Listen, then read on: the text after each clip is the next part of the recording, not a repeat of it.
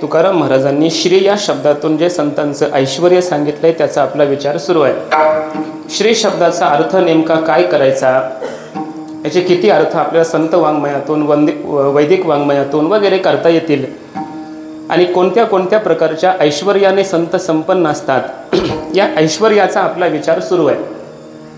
आमचे आनंद महाराज यांचं नाव घ्यायचं राहिलं, आनंद देण्यासाठी आम्हाला आनंद महाराज आलेत, त्यांनाही धन्यवाद। संतांकडे असलेलं ऐश्वर्य आपण पाहतोय, कोणत्या प्रकारचं किती प्रकारचं कसं ऐश्वर्य संतांच्याकडे आहे। मध्येच एक वाक्य सांगून जातो पुन्हा, चिंतन ऐश्वर्याचं सुरू आहे, श्रीमंतीचं सुरू आहे आणि त्यामुळं चातुर्मासामध्ये आपल्याला काही कमी सुद्धा पडत नाही। ऐश्वर्य कमी पडतंय का महाराज? चिंतनच ऐश्वर्याचं चाललंय, त्याला द्यावंच लागेल।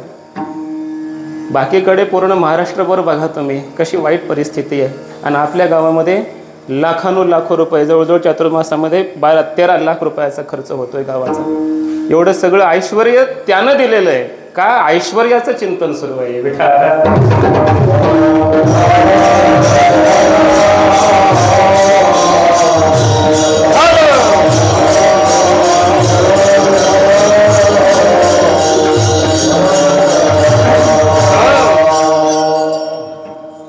ऐश्वर्याचं चिंतन करा। संतांच्याकडे किती प्रकारचं कसं ऐश्वर्य आहे।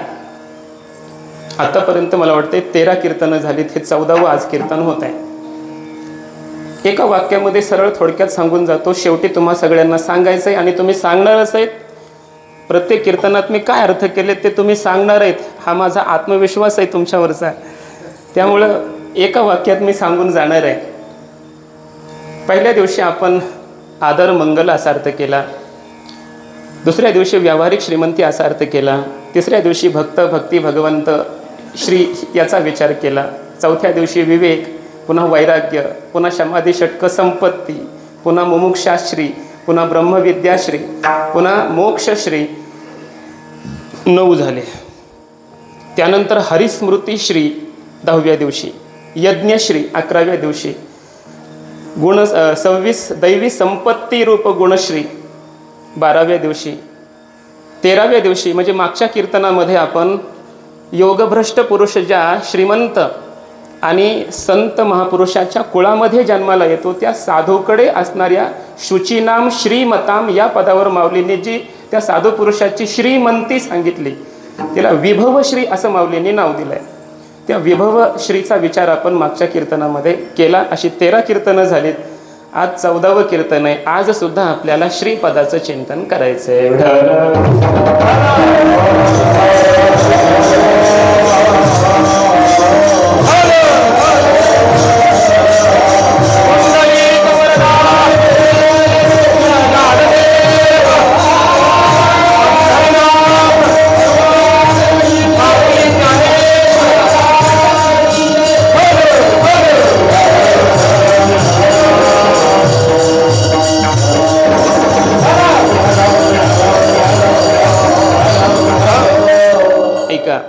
आज आपल्याला ज्या श्रीचं चिंतन करायचं आहे त्याच्यासाठी मी प्रामाण्य घेणार आहे जगद्गुरु भगवत पूज्यपाद श्री शंकराचार्य यांचं।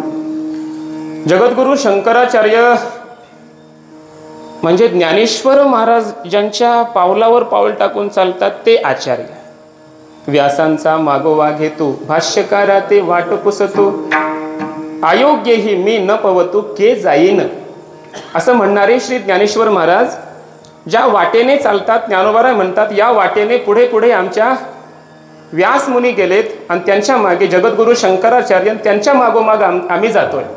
वेद मार्गे मुनी गेले त्याची मार्गे, हे व्यास मुनी या वेद मार्गाने गेले, शंकराचार्य या मार्गाने गेले आणि याच मार्गाने आम्ही जातोय। असे असणारे जगद्गुरु शंकराचार्य, शंकरम शंकराचार्यम केशवम बादरायणम असं ज्यांचं वर्णन केलंय। शंकराचार्य म्हणजे शंकर, भगवान शंकराचाच अवतार। आणि शंकराचा अवतार म्हणजे एका दृष्टीने ज्ञानोबारायांचे गुरु, सदाशिवाचा अवतार स्वामी निवृत्ती दातार, तेच भगवान शंकर शंकराचार्यांच्या रूपानं प्रकट झाले, तर तेच शंकराचार्य म्हणा किंवा शंकर म्हणा निवृत्तीनाथांच्या रूपानं प्रकट झालेत, अवतरित झालेत। त्यामुळं ज्ञानोबारायांचे सुद्धा परंपरेतील गुरु असणारे जगद्गुरु शंकराचार्य यांचा एक ग्रंथ आहे, प्रश्नोत्तर रत्नमाला असं याचं नाव आहे. या ग्रंथामध्ये 181 प्रश्न आहेत आणि या प्रश्नांची उत्तर आहेत. एक एक श्लोक आहे, एक एक 2-2 शब्दामध्ये प्रश्न आहे, पुढे त्याचं लगेच उत्तर आहे.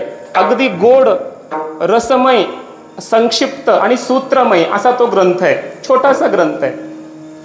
साधकाचे प्रश्न, त्याला आचार्यांनी दिलेली उत्तर, त्या प्रश्नोत्तरांना सुद्धा रत्नमाला असं त्यात म्हटलेलं आहे, नाव दिलंय. ते 81 प्रश्न म्हणजे रत्नच आहेत आणि त्यांच्यावरची उत्तरं म्हणजे रत्नच आहेत. ती सुद्धा एक श्रीमंतीच आहे साधकाची. आणि त्या 81 प्रश्नामध्ये 2 प्रश्नाचं चिंतन मला आज करायचं आहे. त्यात एक प्रश्न असा आहे की साधक जगद्गुरु शंकराचार्यांना विचारतो, जगामध्ये दरिद्र कोण आहे? आपल्या अभंगाच्या अनुषंगानं मला फक्त तेवढंच घ्यायचंय की जगामध्ये दरिद्री कोण आहे असं तो साधक शंकराचार्यांना विचारतो आणि जगद्गुरु शंकराचार्य त्याला उत्तर देतात.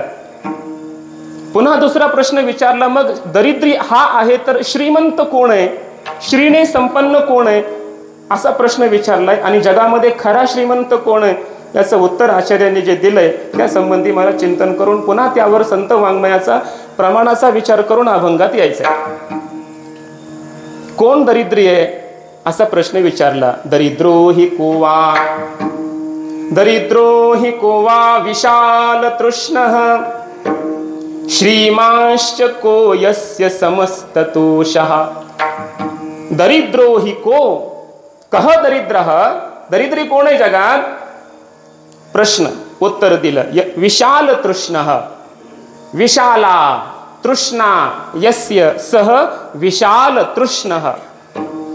ज्याची तृष्णा फार मोठी आहे जगात तो सर्वात मोठा दरिद्री. जेवढी ज्याची तृष्णा मोठी तेवढा तो जगात दरिद्री. सरळ याचा अर्थ असा आहे. तृष्णा म्हणा, अपेक्षा म्हणा, कामना म्हणा, इच्छा म्हणा, जवळजवळ समानार्थी शब्द आहेत. जवळजवळ म्हणण्याचं कारण की इच्छा वेगळी असते, कामना थोडी वेगळी असते, तृष्णा थोडी वेगळी असते. अंतःकरणामध्ये इच्छा, अप्राप्त विषयाची इच्छा झाली, मला हे मिळावं असं वाटलं, इच्छा, ते मिळाल्याशिवाय चैन पडत नाही, कामना, आणि मिळाल्यानंतर त्याच्यामध्ये समाधान वाटत नाही, ती तृष्णा. मिळालं आता समाधान व्हायला पाहिजे पण समाधान नाही, अजून मिळावं, अजून मिळावं, आहे त्यात समाधानी न राहता अजून मिळावं, अजून हा विषय मिळावा असं वाटणं त्याला तृष्णा म्हणतात. पण ज्याची जेवढी तृष्णा मोठी, आचार्य म्हणतात तो तेवढा मोठा दरिद्री. मग साधक दुसरा प्रश्न विचारतो, श्रीमांश्च को, श्रीमान, श्रीने संपन्न म्हणजे श्रीमंत कोण आहे जगात? जगद्गुरु शंकराचार्य उत्तर देतात, यस्य समस्त तोषः, समस्तः तोषः यस्य सः समस्त तोषः श्रीमान.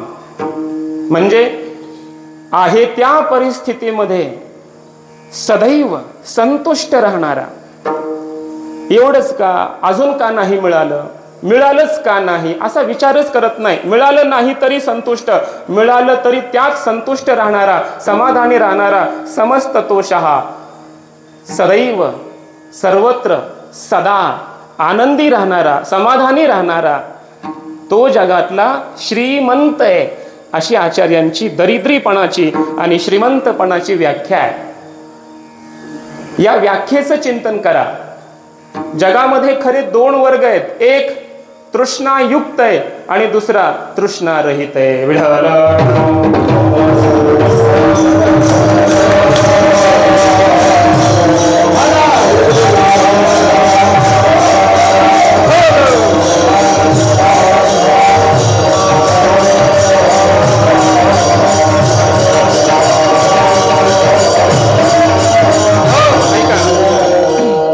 ऐका, तृष्णा आणि तृष्णारहितपणा या संबंधीच मला चिंतन करायचं आहे.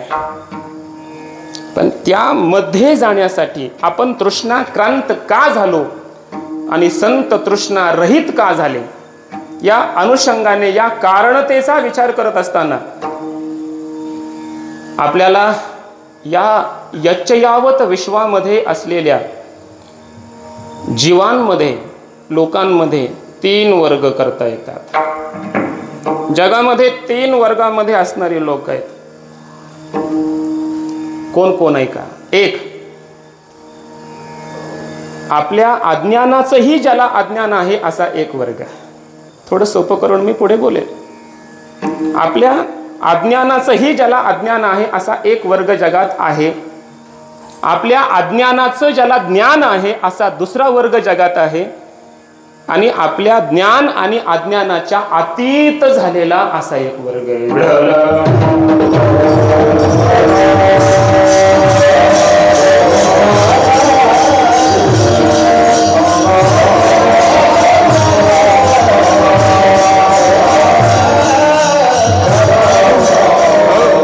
ऐका, आता सोपं करून सांगतो.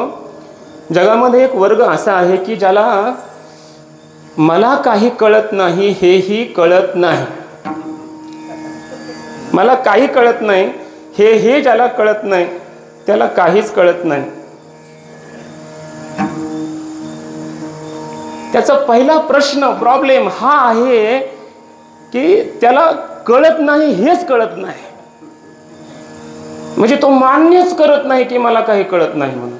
त्याला कोणी म्हणलं तरी बाबा तुला ह्याच्यातलं कळत नाही, कोण म्हणलं कळत नाही, म्हणजे त्याला आपलं न कळणं, आपलं अज्ञान सुद्धा त्याला मान्य नाही, कळत नाही, स्वीकारितच नाही.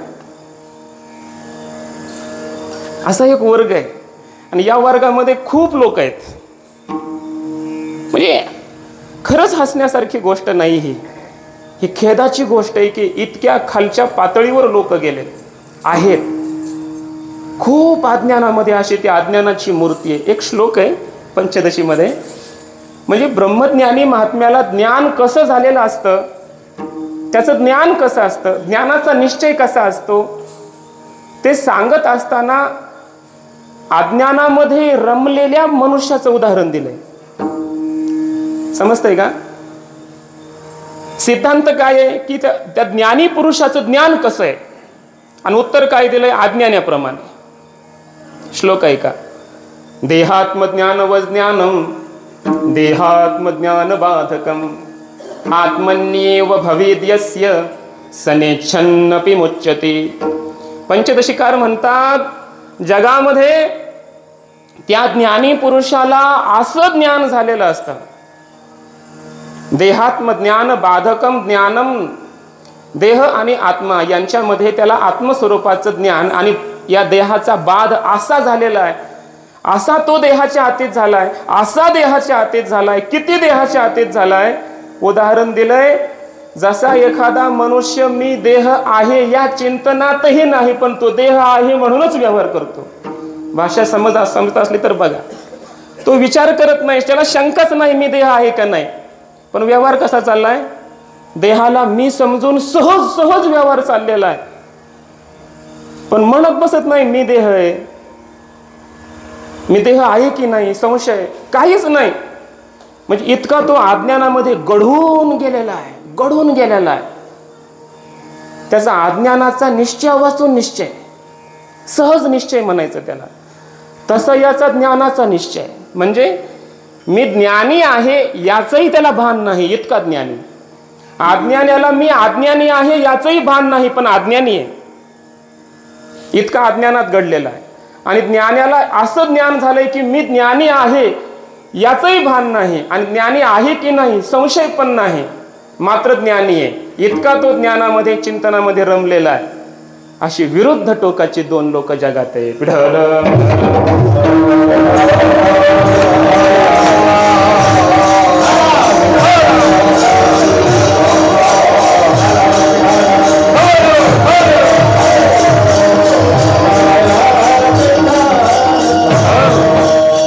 ऐका ना, तुकोबारायांना विचारलं महाराज तुमचा निश्चय काय?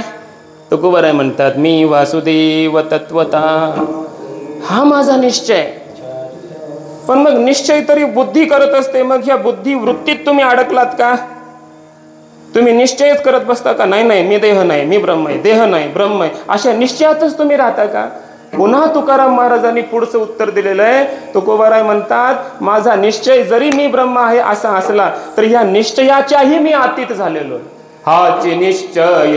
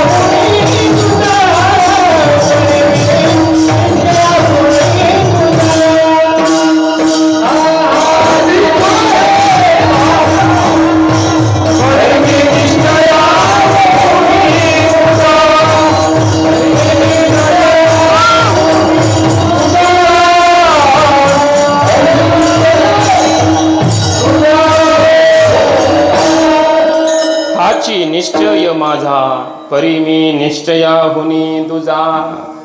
निश्चयाहून ही मी अतीत आहे असं याला म्हणायचं सहज निश्चय. आमच्या गुरुजींनी दिलेलं उदाहरण सांगतो. रात्री आपण झोपलोय, सकाळी उठलो, हाक दिली, उठलास का? त्यानं उत्तर दिलं, हो उठलो. कधी उठला? आत्ताच उठलेलो आहे, आत्ताच मी जागा झालोय, उठलोय. कधी झोपला होता? रात्री 9ला झोपलो होतो. झोपेचं भान आहे की नाही? कधी उठला? आत्ताच उठलो. कधी? 6 वाजता उठलो सकाळी. उठल्याचं भान आहे की नाही? आहे. स्नान वगैरे केलं, कपडे घातले, आपल्या आपल्या ड्युटीला गेला, कामामध्ये असा रंगून गेला. त्या आपापल्या कामामध्ये दुपारी 12-1 वाजता असा रमून गेला. आता आमच्या गुरुजींनी विचारलं की आता तो जागा आहे की झोपलेला आहे? जागा आहे की झोपलाय तो? आता जागा. पण त्याला जागेपणाची जाणीव आहे का? मी जागा आहे याची त्याला जाणीव आता 12 वाजता कामामध्ये रंगून गेलाय आपापल्या. मी जागा आहे ही जाणीव नाही, भान नाही. मी झोपलो होतो ही जाणीव नाही. आत्ता उठलो, सकाळी उठलो, उठण्याचं भान नाही, पण उठलेलाच आहे, पण जागा. याला म्हणायचं टळटळीत जागृती. आमच्या गुरुजींचे शब्द आहे. याला काय म्हणायचं? टळटळीत जागृती, शुद्ध जागृती. ही शुद्ध जागृती आहे. झोपेचं भान, आताच मी उठलो, हे जागृतीचं भान. ही अशुद्ध जागृती आहे, ही जाणीवेतली जागृती आहे. आणि जागेपणा वाचून जागा, जाणीवे वाचून जागा, याला म्हणायचं शुद्ध जागृती. असा महात्मा शुद्ध ज्ञानामध्ये असतो आणि आपण शुद्ध अज्ञानामध्ये असतो. एवढ्या अज्ञानात आपण असतो की मी अज्ञानी आहे का नाही याचंही भान नाही, इतका शुद्ध अज्ञानामध्ये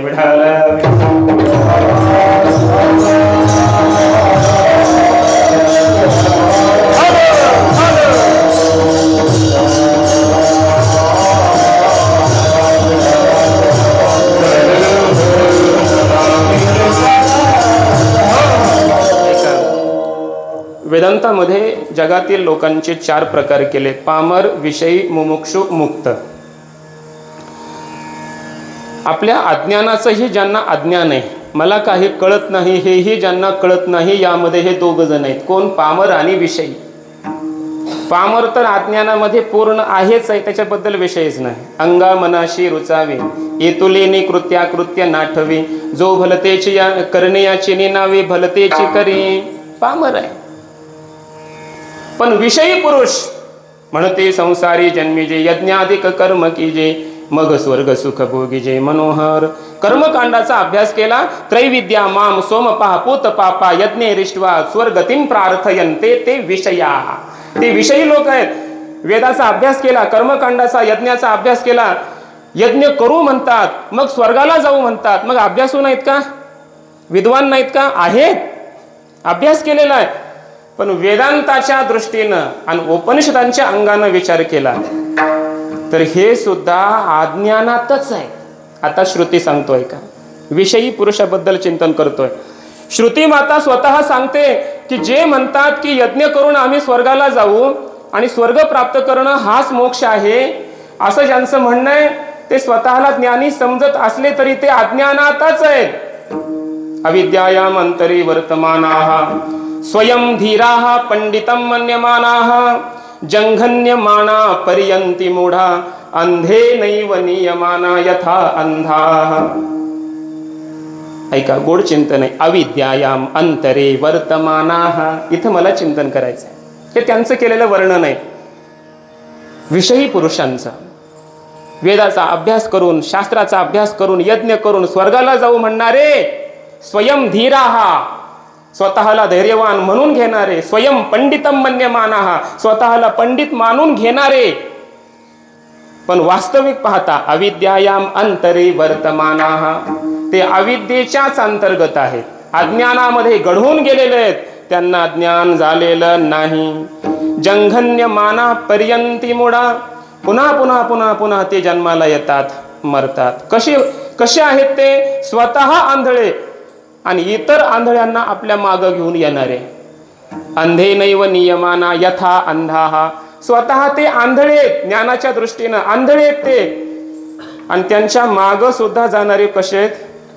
आंधळे आहेत. महाराज याचं चिंतन तुकाराम महाराजांनी गोड केलेलं आहे. एका आंधळ्याच्या मागं दुसरे आंधळे जायला लागले.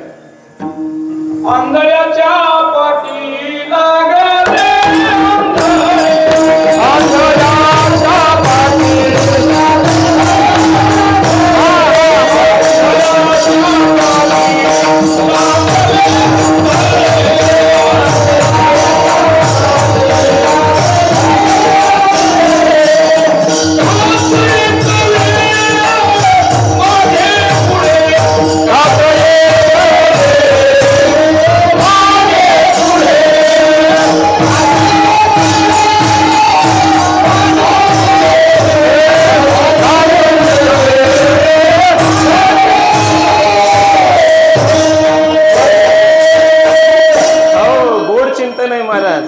आंधळ्याचे पाठी लागले आंधळे. पुढं चालणारा आंधळा आहे, पण त्यानं मागच्याला सांगितलं नाही मी आंधळा आहे म्हणून. आता मागचे आंधळे त्यांना दिसत नव्हतं. पुढचा काय म्हणला? माझ्या हाताला धरून चाल, तुला घेऊन जातो, तुझ्या मुक्कामाला येऊन पोहोचवतो. कोण बोलला? आंधळाच बोलला पुढचा. पण हे मागच्याला माहित नाही ना. मागच्याला वाटलं डोळस दिसतोय, हुशार दिसतोय, ज्ञानी. सिद्धांत समजून घ्या बरं. असे लोक आहे जगामध्ये, असे लोकही जगामध्ये. हाताला धरा म्हणतात आमच्या, तुम्हाला साक्षात्कारच करून देतो, चला आमच्या सोबत. मग होतं काय? पुढच्याला दिसतच नसतं ना.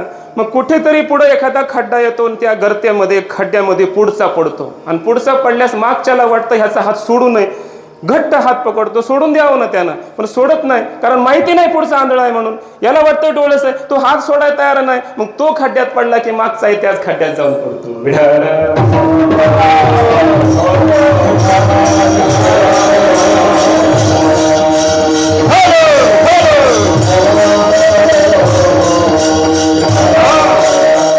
असे लोक आहेत जगामध्ये महाराज.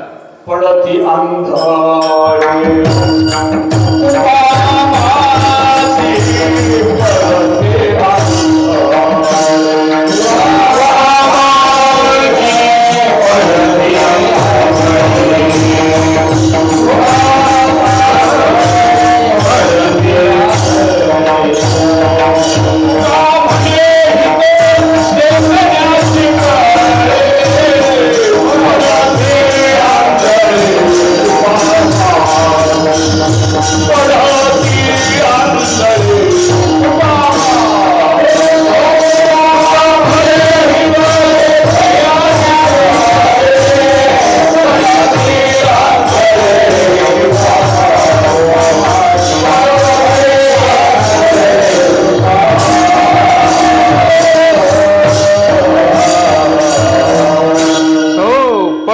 अंधारे माझी आंधळा. मग पुढे कूप, विहीर, खड्डा काय त्यामध्ये पडावं लागतं, पर्याय नाही. म्हणून देखणं झालं पाहिजे म्हणतात तुकोबरा. डोळस असावं मनुष्यानं. ऐका, तसे हे विषयी लोक शास्त्राचा अभ्यास करतात. अशी जगामध्ये विषयीच नाही, भरपूर आहेत मला.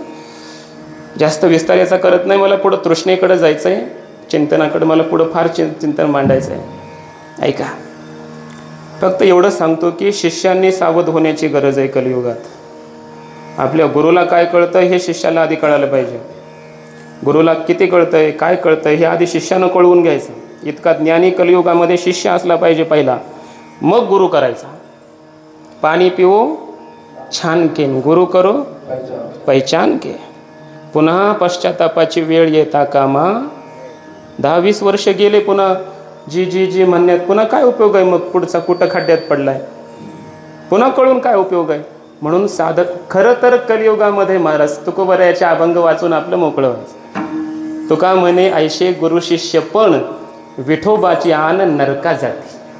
देवाची शपथ घेऊन सांगतो म्हणतात तुकोबराय, असले गुरु असले शिष्य 100% नरकात जातात. त्यामुळे लक्षात ठेवा, गुरु करत असताना तर आचार शुद्ध आहे का, पवित्र जीवन आहे का त्याचं? नाही तर करूच नका गुरु, काय अडचण नाही. ज्ञानेश्वरीला गुरु समजा, गाथ्याला गुरु समजा, काही अडचण नाही महाराज. ज्ञानोबरायांना पांडुरंगाला गुरु समजा, काही अडचण नाही.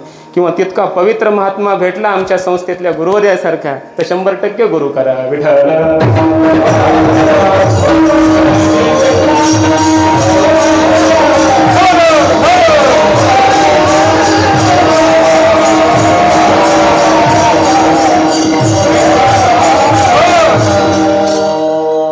ऐका, याच्या पुढं जायचंय मला. दुसरा वर्ग असा आहे पामर विषयी, हे दोघंही असे आहेत स्वतःच्या अज्ञानाचं यांना अज्ञान आहे, अज्ञानातच आहेत. तिसरा वर्ग एक पुरुष असा आहे की त्याला आपलं अज्ञान कळालं, अज्ञानाचं ज्ञान झालं त्याला, म्हणजे मला काही कळत नाही हे त्याला कळालं, त्यानं मान्य केलं खरंच मला यातलं काही कळत नाही, त्याच्या ध्यानात आलं. आत्मस्वरूपासंबंधी मला काही कळत नाही, ध्यानात आलं. कोण मोठा कोण लहान मला कळत नाही हे तो मान्य करतो.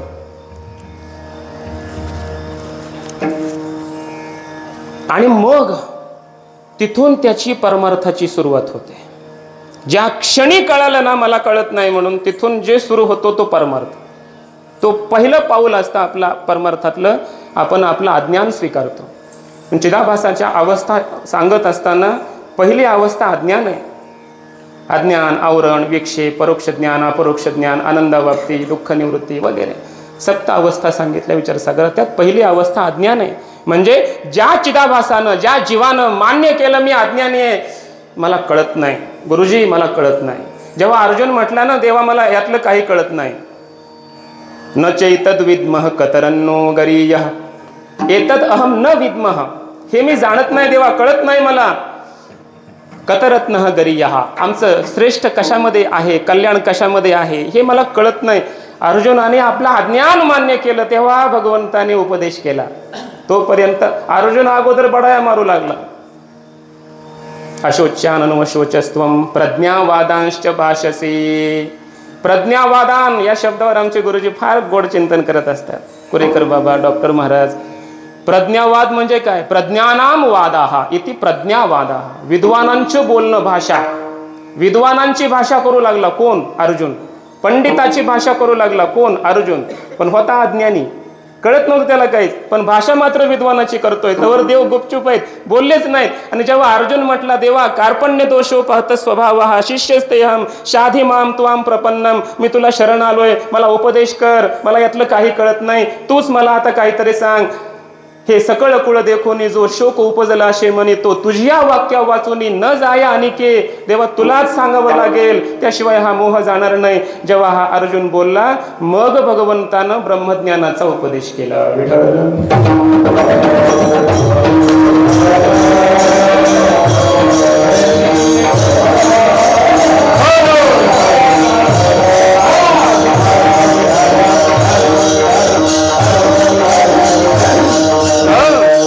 जगात एक मुमुक्षु नावाचा हा वर्ग आहे, त्याला आपलं अज्ञान कळालेलं असतं, अज्ञानाचं ज्ञान झालं, मग तो परमार्थाला लागतो. ऐका. आणि मग तिसरा वर्ग जगात एक आहे की तो ज्ञान अज्ञानाच्या अतीत गेलेला आहे. त्याला अज्ञानाचंही भान नाही, नवे त्याला ज्ञानाचंही भान नाही. श्रुती माता सांगते, अन्य देव तद्विदितादथो अविदितादधी. आधी म्हणजे वर गेला, अन्य झाला, वेगळा झाला. कुणापासून? ज्ञान. विदित म्हणजे ज्ञान, अविदित म्हणजे अज्ञान. अन्य देव, ज्ञान अज्ञानापासून तो वेगळा झाला. आधी म्हणजे वर गेला, वेगळा झाला. ज्ञान अज्ञानाच्या वर, पलीकडे, आतीत. यस्या मतं तस्य मतं, मतं यस्य न वेदसः, अविज्ञातं विजानतां, विज्ञातं अविजानतां. यस्य मतम, मी ब्रह्माला जाणलं असं कोणी म्हणत असेल, श्रुती माता सांगते न तस्य मतम, त्याचं ते मत खोटं आहे. यस्य अमतम, मी ब्रह्माला जाणलं न जाणलं असं म्हणतच नाही. ब्रह्म जाणीवेचा विषयच कसा होईल? ते अविषय आहे, ते जाणण्याचा विषय होत नाही. ते ब्रह्म मी आहे एवढंच मला माहिती आहे असं जो बोलला तस्य मतम, त्याचं म्हणणं बरोबर आहे. वेदांतातले ही वर्म आहेत महाराज, हे सगळं सांगून ठेवलंय वेदांतानं. म्हणजे ब्रह्म ज्ञान अज्ञानाच्या अतीत आहे. अज्ञानाचा आश्रय नाही, ज्ञानाचा विषय नाही, त्याला ब्रह्म म्हणतात. त्याला जाणता येत नाही, मग ते अज्ञानातच आहे का? नाही, ज्ञान घन आहे, स्वयंप्रकाश आहे, असं ते परमतत्व आहे. ते फलव्याप्तीचा विषय होत नाही, ते वृत्ती व्याप्तीचा विषय होतं. ते ज्ञानाचा विषय होत नाही, फक्त अज्ञान निवृत्त करतं, त्याला ब्रह्मज्ञान म्हणतात. बाबुळीचे सारावी हाते वाचोनी, पाणी तवाशे आईते. शेवाळ बाजूला करा, पाणी आईतच आहे. अवघीच शास्त्रे, अविद्या विनाशाची पात्रे, वाचुनी न होती स्वतंत्रे आत्मबोधी. कोणतंही वेदांत शास्त्रातला ग्रंथ तुम्हाला ब्रह्माचा बोध करून देत नाही, ब्रह्माच्या विषयीचं अज्ञान दूर करतं. सगळी शास्त्र अज्ञानाच्या निवृत्तीसाठी आहेत, ज्ञानासाठी नाही. म्हणून वेदांतातलं ज्ञान ज्ञान ज्ञान म्हणतो ना आपण, ज्ञाना वाचून मोक्ष नाही, ज्ञाना वाचून मोक्ष नाही. ज्ञान ज्ञान ज्ञान म्हणजे काय? अज्ञान निवृत्ती फल दर्शनात ब्रह्मसूत्र आहे. अज्ञानाची निवृत्ती यालाच ब्रह्मज्ञान म्हणतात.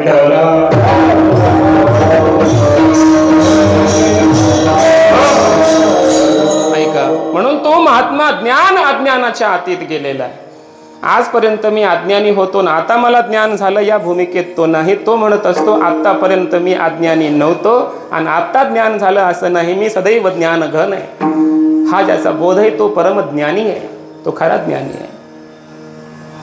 इथ जाणीव करी तोची नेणे, आथिले पण मिरवी तेची उणे. आम्ही झालो ऐशे जो म्हणे, तो काहीची नव्हे. का असं? त्याचं कारण आहे तो भगवंतच असा आहे. कसा?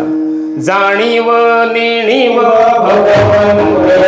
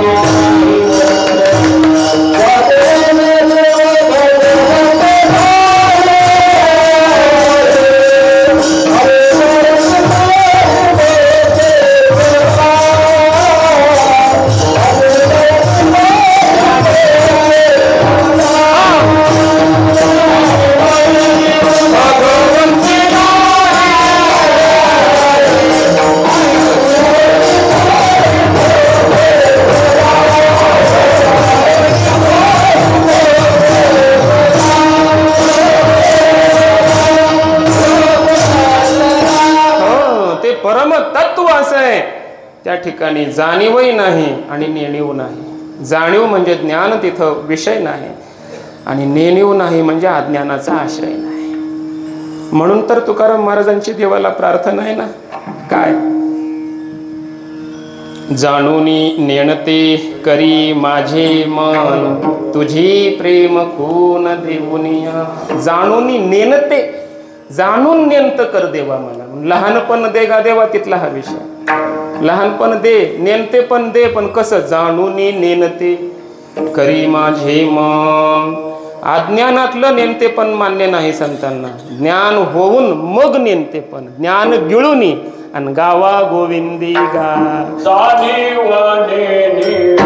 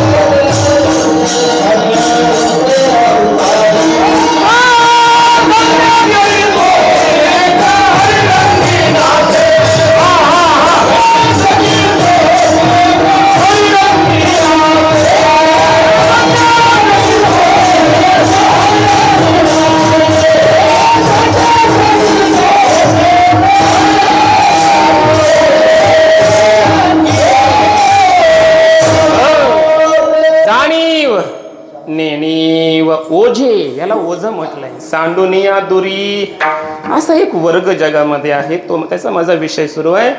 जाणीव नेणिवेच्या अतीत गेलेला, ज्ञान अज्ञानाच्या अतीत गेलेला. आता ऐका, 3 झाले. अज्ञानाचंही ज्याला अज्ञान आहे, अज्ञानाचं ज्याला ज्ञान आहे, आणि अज्ञान ज्ञानाच्या अतीत आहे, असे प्रकाराचे 3. तुका म्हणे केले जन, असे 3च वर्ग आहेत जगामध्ये. आता यांच्यामध्ये पुन्हा 2च वर्ग आणखी संक्षेपाने करता येतात. 1 तृष्णाक्रांत आणि 2 तृष्णारहित. म्हणजे पहिले जे 2 वर्ग सांगितले, अज्ञानाचं अज्ञान असलेला आणि अज्ञानाचं ज्ञान असलेला, हे दोघंही तृष्णायुक्तच आहेत. दोघांनाही तृष्णा आहे. हे कोण आहेत? पामर, विषयी, मुमुक्षु. या सगळ्यांच्या अंतःकरणामध्ये वासना आहे, तृष्णा आहे. मुमुक्षुलाही तृष्णा आहे ना महाराज. ऐशे भाग्य कैला हाता होईन, अवघे देखे जन ब्रह्मरूप. त्याला ज्ञान पिपासू म्हटलं शास्त्रात. पिपासा, तृष्णा म्हणजे तहान. पिपासा, पातुम इच्छा, पिण्याची इच्छा, तृष्णा. म्हणून मुमुक्षुलाही तृष्णा आहे, पण ज्ञानाची तृष्णा आहे. अशी तृष्णा असावी, काही अडचण नाही, पण तृष्णायुक्तच आहे तो. पामर आणि विषय हे तृष्णायुक्तच आहेत. यांच्या तृष्णेचं मी चिंतन करणार आहे. आणि दुसरा जो सांगितला, अज्ञान ज्ञानाच्या अतीत, तो जीवनमुक्त आहे आणि तो तृष्णारहित आहे, त्याचं मी शेवटी चिंतन करेल. अगोदर मुमुक्षु सोडा, तृष्णायुक्त आहे पण त्याला ज्ञानाची पिपासा आहे. पामर विषयी या वर्गाचं चिंतन करा, कारण त्याच्यातच आपण जवळजवळ मोडतो सगळं. म्हणून पामर आणि विषयीच्या अंतःकरणामध्ये ज्या तृष्णा आहेत त्याचं चिंतन करा. त्याला किती तृष्णा आहेत? तर 3 प्रकारच्या तृष्णा आहेत. शास्त्रामध्ये चिंतन केलेल्या 3 तृष्णा या पामर विषयीच्या अंतःकरणामध्ये असतात. लोकांच्या मना, जीवांच्या मना, संसारिकांच्या मना, अंतःकरणामध्ये 3 प्रकारच्या तृष्णा. कोणते कोणते ऐका. 1 भवतृष्णा, 2 विभव तृष्णा, 3 विषय तृष्णा. काहींना भवतृष्णा आहे, काहींना विभव तृष्णा आहे, काहींना विषय तृष्णा आहे, काहींना 3ही तृष्णा आहे. म्हणजे काय? थोडक्यात त्याचा अर्थ सांगतो, पुन्हा पुढे चालतो. भवतृष्णा, भवः नाम जन्म, जन्म म्हणजे जीवन. भवतृष्णा याचा अर्थ आहे, भव म्हणजे संसार, असाही अर्थ होतो. या संसारामध्ये असंच राहावं, ही तृष्णा. म्हणजे कधी मरूच नाही. तृष्णा म्हणजे जे प्राप्त झालंय ते पुन्हा पुन्हा मिळावं आणि असंच राहावं, अजून मिळावं, ही अपेक्षा म्हणजे तृष्णा. मी बोलून आलोय. मग देवानं जन्म दिलाय, आयुष्य दिलंय, आतापर्यंत जगलोय. वयाचे 30-35 झाले, 40 झाले, 50 झाले, 60 झाले, 70 झाले. मग असं वाटतं का आता भरपूर झालं, आता मरू आपण? असं वाटतं का आपल्याला? 100च्या जवळ आलो तरी असं वाटतं का आता बस 100च्या जवळ आलो, नको आता म्हातारपण, त्रास. म्हणतो आपण कधी कधी, म्हातारपण नको देवा, आता अगोदरच डोळे झाकलेले बरेत, देवा अगोदरच उचल म्हणतो. पण खरंच दुखू लागल्यास असं मरावं वाटतं का? नाही. जगस्पृही आस्पद, एक सार्वभौम पद, न मरणे निर्विवाद जगा पढी. माऊलीची ओवी खोटी होईल ना महाराज? जगा पढी आहे, जगाची सगळी आवड हीच आहे, न मरणे. आणि ही आवड कशी? निर्विवाद, याच्याविषयी वादच नाही, कोणालाच मरावं वाटत नाही. पंचदशिकार म्हणतात, इयमात्मा परानंद परप्रेमास्पदम यतः मा न भुवम हि भूयासम इति प्रेम आत्मनि ईक्षति. मा भुवम इति न किंतु भूयासम एव. याचा अर्थ असा आहे, मी कधी नसावं असं कुणालाच वाटत नाही, किंतु मी सदैव जगात असंच जिवंत असावं असंच सगळ्यांना वाटतं. म्हणजे प्रत्येकाला जगण्याची तृष्णा आहे. विठाल विठाल.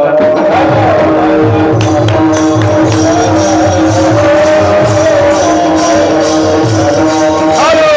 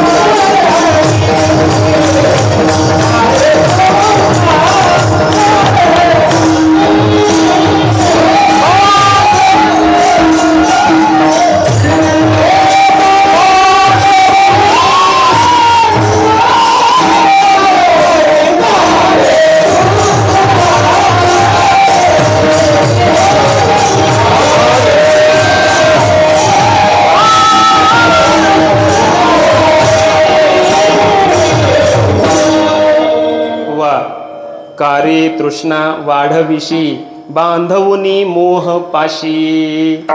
मोहपाशी बांधवुनी तृष्णा कारे वाढविशी. का तृष्णा वाढवतोस बाबा? या मोहपाशामध्ये स्वतःला बांधून घेतोस आणि का?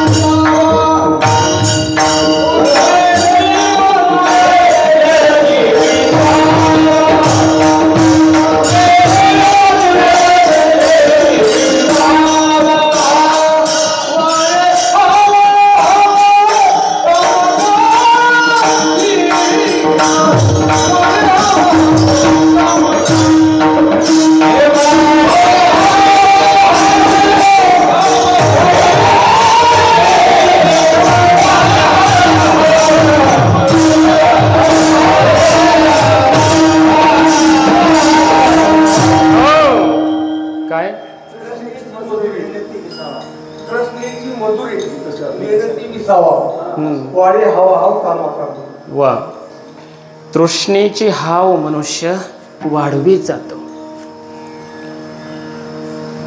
भव तृष्णा, जगण्याची दृढ इच्छा, मिळालेलं जीवन असंच राहावं, अजून मिळावं, अजून जगावं वाटणं, आयुष्याची तृष्णा.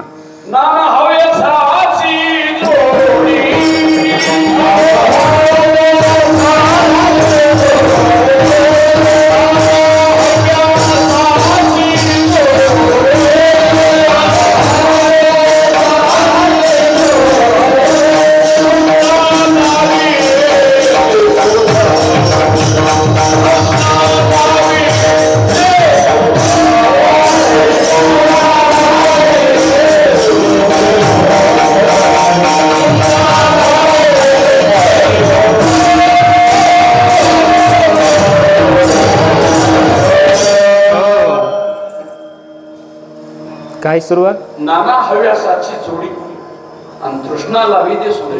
वा, छान. पुन्हा पुन्हा हव्यास म्हणजे काय? हवं हवं हवं वाटणं, पुन्हा पुन्हा मिळवावं वाटणं, हाव तृष्णा. ठीक आहे, पण सिद्धांत सिद्ध झाला ना आता. हा, प्रमाण कशाला असतात? सिद्धांत सिद्ध करण्यासाठी काय कैलास महाराज? प्रमाणाशिवाय बोलायचं. पण सिद्धांत आणि आमचे गुरुजी सांगत असतात प्रमाणात बोलावं, प्रमाणामध्ये सिद्धांत असला पाहिजे. पण भरपूर प्रमाण सांगण्यानं एवढंच सिद्ध होतं की महाराजांचं पाठांतर भरपूर आहे. याच्या पलीकडं काही सिद्ध होत नाही. सिद्धांत तोच शेवटी राहतो, यात काय बदल होतो का? नाही. ऐका, पण सिद्धांत सिद्ध होण्या इतकी प्रमाणं पाहिजे. पुढं नवीन विषय सुरू झाला, नवीन सिद्धांत लागला की त्याच्यावरची प्रमाणं द्यायची. नाही तर इथंच अडकून बसेल ना आपली गाडी, चाक इथंच फसून बसेल. पुढं अभंग लय लांब राहिलाय. ऐका, तृष्णेचा हव्यास आपल्याला आहे. एक तृष्णा आपल्या अंतःकरणामध्ये, भव तृष्णा म्हणजे पुन्हा पुन्हा जिवंत राहावं वाटणं, ही तृष्णा. कोणती तृष्णा? सिद्धांत काय चाललाय? पुन्हा पुन्हा जिवंत राहावं वाटणं, मरावंच न वाटणं, असाच मी जगून राहावा असं वाटणं, ही तृष्णा. हा सिद्धांत सुरू आहे. ऐका आता,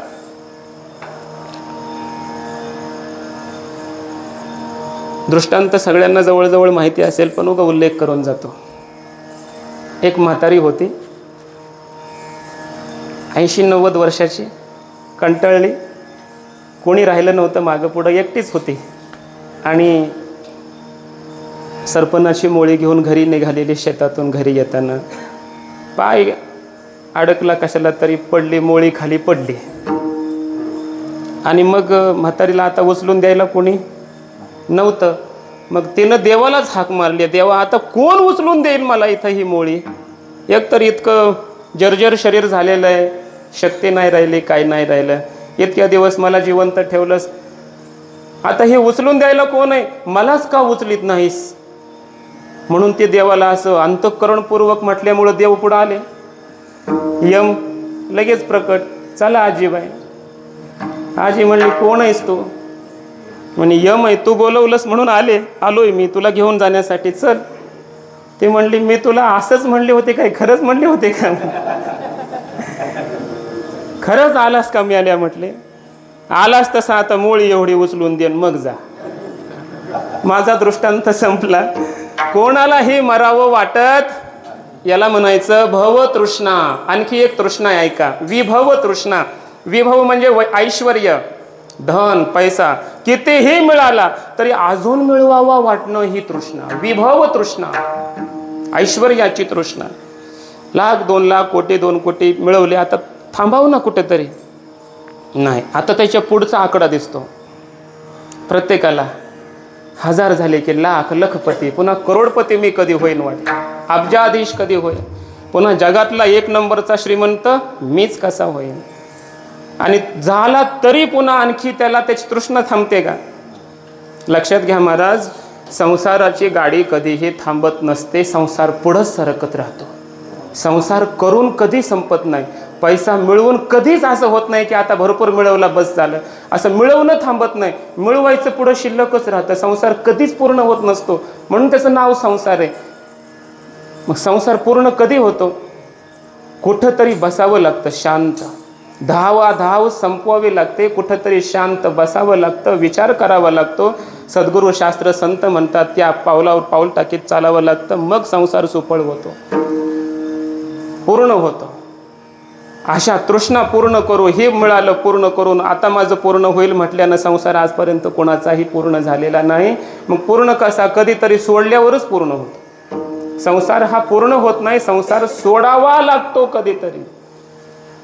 सोडिला संसार माया तयावरी भाव, कधीतरी संसार अंतःकरणातून का होईना सोडावा लागतो. संसार कधीच पूर्ण होत नाही.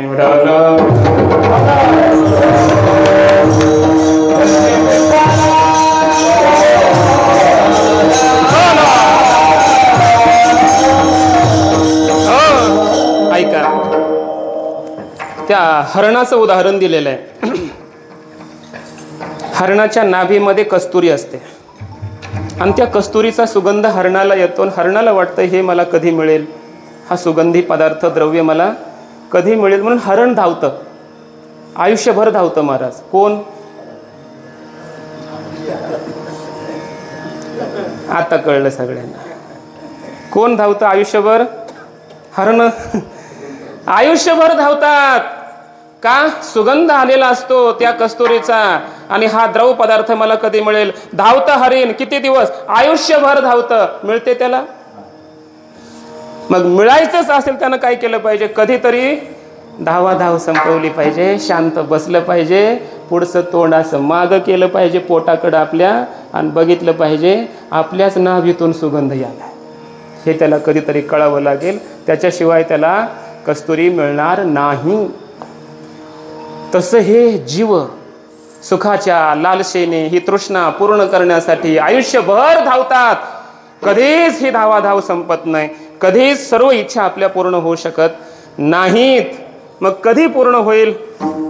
कधीतरी अंतर्मुख व्हावं लागेल. बाहेर धावणारी इंद्रिय त्या हरणासारखी बाहेर धावणारी इंद्रिय कधीतरी अंतर्मुख करावी लागतील, आत्मस्वरूपाकडे केंद्रित करावी लागतील आणि सद्गुरू शास्त्र यांच्या उपदेशाने आत्मचिंतन करावं लागेल. मग कळेल सुख इथंच आहे, सुख आपल्या जवळच आहे. आणि मग आपल्या तृष्णा, आशा, अपेक्षा सगळ्या शांत होतील.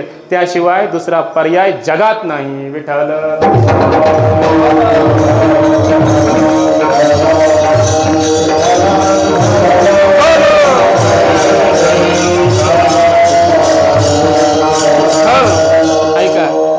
ऐश्वर्याची तृष्णा, विभव तृष्णा खूप असते महाराज. खूप लोकांना थांबावंच नाही वाटत. पुढं पुढं पुढं पुढं पुढं अजून मिळवावं, अजून मिळवावं, समाधानच नाही. तृष्णा दरिद्रीपणाचं लक्षण सांगतोय बरं. विशाल तृष्णा हा दरिद्री, हे दरिद्रीपणाचं लक्षण आहे. थांबतच नाही. एक सावकार होता. एक दिवस त्यानं मुनीमला बोलवलं आपल्या आणि हिशोब विचारला. म्हणे हिशोब कर आपल्या सगळ्या धनाचा, ऐश्वर्याचा, इतरांना दिलेलं, मिळवायचं आहे वगैरे असलेलं सगळं तू काय कर, एकदा हिशोब करून मला सांग आपल्याकडे किती श्रीमंती आहे. त्या मुनिमानं काय केलं, सगळा हिशोब वगैरे केला, सावकाराकडे गेला आणि सांगितलं, महाराज आपली श्रीमंती एवढी आहे, एवढी आहे, एवढी श्रीमंती आपली आहे की 6 पिढ्या बसून खातील, त्यांना काहीही कष्ट करण्याची गरज पडणार नाही. आत्ता जसा आपला पूर्ण व्यवहार चाललाय, जितका खर्च महिन्याचा वर्षाचा होतो, अशा खर्चानुसार जर चाललं पुढं तर 6 पिढ्या बसून खातील, एवढी श्रीमंती आपल्याकडे. असं तो जेव्हा मुनीम बोलला, सावकारानं महाराज डोक्यालाच हात लावला. चिंताग्रस्त, आश्चर्य वाटलं त्या मुनीमला. अरे एवढी श्रीमंती, आनंद व्हायला पाहिजे, हे तर डोक्यालाच हात लावून बसलं, असं का? त्यानं सांगितलं, 7वी पिढी क्या खाएगी. 6 पिढ्या म्हणले खाऊन बसून खातील, पण 7वी पिढी क्या खाएगी. महाराज ते असं कृश झालं. कृश कोण? सावकार. कृश झाला, चिंताग्रस्त, रात्रंदिवस विचार करायचा. एका ज्योतिषाकडे गेला. असे लोक लय जातात भविष्य बघायला ज्योतिषाकडं, मांत्रिक तांत्रिक. गेले महाराजाकडं, मग त्याला विचारलं, म्हटलं माझ्याकडे एवढं ऐश्वर्य आहे, 6 पिढ्या खातील, पण 7वी पिढीचं माझं कसं होईल हो, काहीतरी पर्याय उपाय सांगा ना. त्या ज्योतिषानं सांगितलं एक काम. त्यानं ओळखीलं ह्याच्याला रोग काय झालाय, ह्याला तृष्णेचा रोग झालाय. ध्यानात आलं त्याच्या आणि उत्तर दिलं, एकच काम कर, रोज कोणाला तरी जीव घाली जाय, कुणाला तरी अतिथीला रोज जेवण घातल्याशिवाय जेवण करायचं नाही, अन्नदान कर, काहीतरी दिल्याशिवाय काही मिळत नाही. दिदल्या वाचून फळप्राप्ती कैची, ना दत्तम उपतिष्ठते, दिल्याशिवाय मिळत नसतं. द्यायला शिका, दान करायला शिका. हा धर्मशास्त्राचा नियम त्यानं सांगितला. तो घरी आला, नित्यनियम सुरू केला. तसं त्यानं विचार केला, खरं तर हे फारच अवघड आहे, खरं तर हे काय रोज जीव घालणं म्हणजे एवढी उधळपट्टी. त्याला खरं तर हे अवघडच वाटलं तसं, पण म्हटलं मग पर्याय नाही, 7वी पिढीची चिंता होती ना, नाविलाजानं काय करायचं, रोज कुणाला तरी घरी आणायचा, जीव घालायचा आणि मग जेवायचा. तसा नित्यनेम सुरू झाला. अन्नदानानं त्याचं पुण्य वाढलं. आणि एक दिवस नेमकं असं घडलं, सकाळपासून दरवाजामध्ये वाट बघत बसलेला, कोणीही मिळत नाही जेवायला. विचारलं कुणाला, चला हो जेवण करता का? नाही, जेवण केलंय. मनुष्य कोणी निघून जायचा.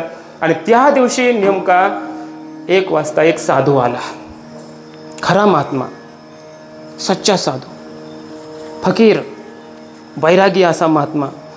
त्या रस्त्याने आला. यानं काय केलं, महाराज 2 घास खाण्यासाठी चला जेवण करा. त्यानं सांगितलं, अरे मैंने भोजन किया आहे, हे जेवण केलंय. म्हटलं नाही नाही महाराज, 2च घास माझ्यासाठी खा, माझा नियम आहे, कोणाला तरी जेव घातल्याशिवाय मी जेवण करत नाही, घरी चला. ते म्हटलं, माझा नियम आहे, मी जेवल्यावर पुन्हा जेवण करीत नाही, एकदा जेवलो मी, आता पुन्हा मी तू काही म्हटलं तरी जेवण करणार नाही. मग तो म्हटला, महाराज एक काम करा ना, पाणी घ्या, 2 घोट पाणी तरी घ्या ना. नाही नाही मला गरज नाही, तहान नाही, मी का घेऊ पाणी, घेत नाही. निघाला साधू, पुन्हा चरणावर पडला. महाराज एक काम करा, संध्याकाळच्याला घेऊन जा, थोडासा डब्बा घेऊन जा, सोबत देतो, संध्याकाळी बसून खा, तुम्हाला संध्याकाळी असंही लागणारच आहे. त्या साधूनं असा उचलला महाराज, त्याला असं बाजूला केलं आणि म्हटला, अरे संध्याकाळचं कोणं बघितलंय, म्हटला संध्याकाळची शिदोरी माझ्यासोबत देतोस, चल हो म्हटला बाजूला, संध्याकाळचं कोणी बघितलंय म्हटला ना. गेला साधू निघून पुढं. याचे डोळेच उघडले.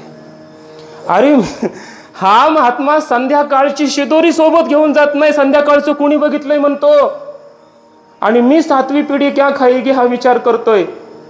त्याचा रोगच निवृत्त झाला. महाराज आमचे गुरुजी हा दृष्टांत सांगत असतात. तसे आपल्याला धनाची, ऐश्वर्याची, पैशाची, वैभवाची विभव तृष्णा अंतःकरणामध्ये एवढी वाढलेली आहे, मिळवावं मिळवावं, कधीच मिळवण्यानं संपत नाही, लक्षात घ्या.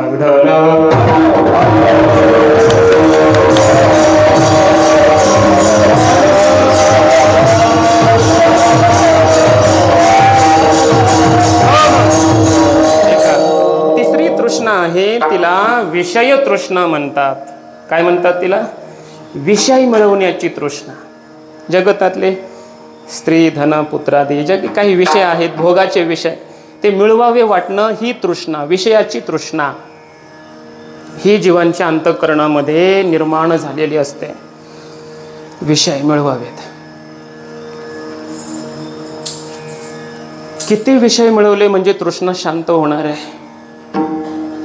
महाभारताचा विचार सांगतो आता, थोडे ग्रंथाची प्रामाण्य देऊन अभंगाकडे येतो. महाभारताने आम्हाला विचार सांगितला की तृष्णा कशी आहे.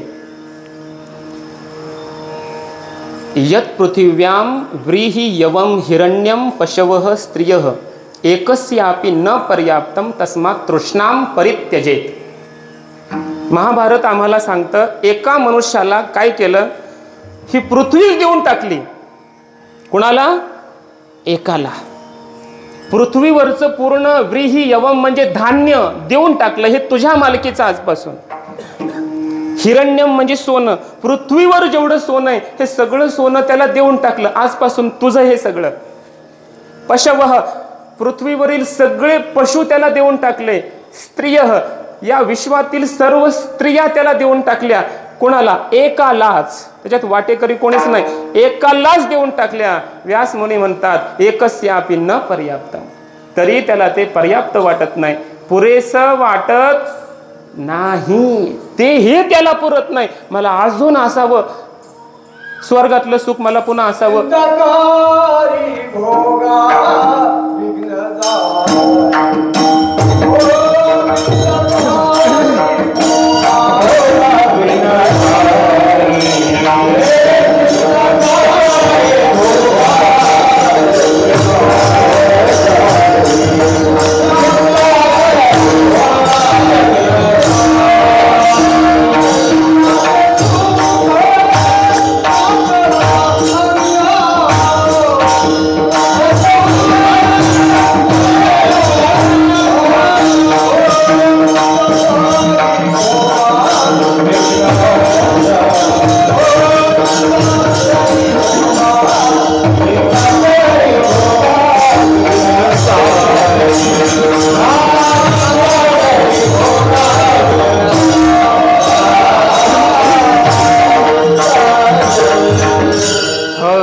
काय?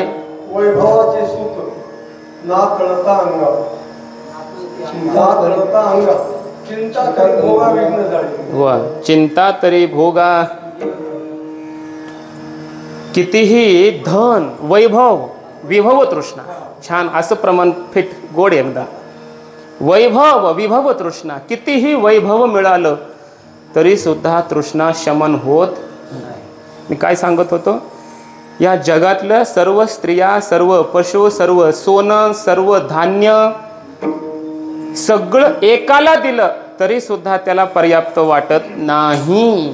तस्मात तृष्णाम परित्यजेत. म्हणून तृष्णा सोडावी लागते कधीतरी, पूर्ण कधीच होत नसते. तृष्णा कधीतरी सोडायला शिका. हा महाभारताचा उपदेश आहे. विभव, विषय तृष्णा. अजून ऐका. भर्तृहरी नावाचा एक राजा होऊन गेला आपल्या संस्कृतीमध्ये, मोठा राजा. त्याच्याकडे वैराग्य शतक नावाचा त्याने ग्रंथ लिहिला. मागे मी नीती शतकातला एक श्लोक सांगितला होता, आज वैराग्य शतकातला सांगतो. त्या भर्तृहरीनं चिंतन केलंय. भर्तृहरी म्हणतो, आजपर्यंत आम्ही भोग नाही भोगले, भोगांनीच आम्हाला भोगलं. आम्ही तप नाही केलं, तपानेच आम्हाला तप्त केलं. काळ नाही कुठेच गेला, आम्हीच कालातीत झालोय. आणि तृष्णा जीर्ण झाली नाही, आम्हीच जीर्ण झालोय. श्लोक ऐका. भोगान भुक्ता वयमेव भुक्ता, तपो न तप्तम वयमेव तप्ता, कालो न यातो वयमेव याता, तृष्णा न जीर्णा वयमेव जीर्णा. आम्ही जीर्ण शीर्ण झालोय, वृद्ध झालो, पण आमची तृष्णा मात्र जीर्ण झाली नाही. तृष्णा शीताजी तवनी. तरुण आहे. वृद्ध मनुष्याच्या अंतःकरणामध्ये सुद्धा तृष्णा तरुण असते. हे चिंतन भर्तृहरीचं आहे. ऐका. जगद्गुरु शंकराचार्यांनी सुद्धा हे चिंतन केलं. आचार्यांनी एक दृश्य पाहिलं. काय? एक म्हातारा मनुष्य जर्जर झालेला, अंग असं वाकलेलं, जर्जर झालेलं, सुकृत्या पडलेल्या, टक्कल पडत आलेलं, केस पांढरे झालेले, हातपाय थरथर कापतायत, हातामध्ये काठी घेतलेली आहे आणि म्हातारा असा वाकून चालतोय. दृश्य बघा. आचार्यांनी बघितलं हा म्हातारा मनुष्य कुठं जातोय. बघितलं आचार्यांनी. तर तो गेला. कुठं गेला? त्याच्या नातवाचं घर बांधायला सुरू होतं. जवळ गेला, पाया बांधणी सुरू होते. कोणाचं लक्ष त्याच्याकडे नव्हतं. तिथं गेला आणि काठी लावून म्हणतोय, हे दगड इथं बसत नाही, हे दगड इथं बसतो. असं सांगायला लागलं. त्याचं कोणी ऐकायला तयार, त्याला दुर्लक्ष करतायत सगळे. म्हातारं पुन्हा पुन्हा मध्येच यायलाय, पुन्हा सांगताय असं करा तसं करा, हे दगड लावा, हे दगड इथं परफेक्ट सांगायला. कोणाचं लक्ष नाही. एक जणाचं लक्ष गेलं त्याच्याकडं. पण तो काय म्हटला, या म्हाताऱ्याला जरा बाजूला करा, पडायचं फेडायचं खड्ड्यामध्ये मरून जाईल, ह्याला बाजूला करा. आणि मग त्याला धरून बाजूला केलं. तरी तिथं गेल्याबरोबर बाजूला बसून त्याची बडबड सुरूच आहे. मला एवढंच सांगायचं आहे, आचार्यांनी हे दृश्य बघितलं आणि आचार्यांनी मग चरपट पंजरिका स्तोत्रामध्ये श्लोकच टाकला. अंगम गलितम फलितम मुंडम दशन विहीनम जातम वृद्धो याति गृहीत्वा दंडम तदपि न मुंचत्याशा पिंडम. अंगम गलितम, अंग गळून गेलेलं आहे. फलितम मुंडम, केस पांढरे झाले, टक्कल पडत आलेलं आहे. दशन विहीनम जातम तुंडम, मुखामध्ये एकही दात राहिलेला नाही. वृद्धो याती गृहीत्वा दंडम, हातामध्ये काठी घेऊन तो वृद्ध मनुष्य चालतोय जातोय. आचार्यांनी बघितलंय. आणि एवढ्या जर्जर अवस्थेमध्ये सुद्धा तदपि न मुंचती आशा पिंडम, त्याच्या अंतःकरणातली तृष्णा आशा त्या म्हाताऱ्याच्या शरीराला पिंडाला सोडायला तयार. त्याच्या अंतःकरणातली आशा तृष्णा संपत नाही. आता तुकाराम महाराजांनी हेच बघितलं आणि सांगितलं. मरो टेकले शरीर आणि पाया शोधुनी बांधी घर. तृष्णाच सोडत नाही महाराज. शरीर जर्जर झालं, पण ह्या तीन तृष्णा, भव विभव आणि विषय, तीनही प्रकारच्या तृष्णा आपल्या अंतःकरणामध्ये अशा ताज्या राहतात, जिवंत राहतात. या जीवाला सोडायला तयार होत नाही. विढल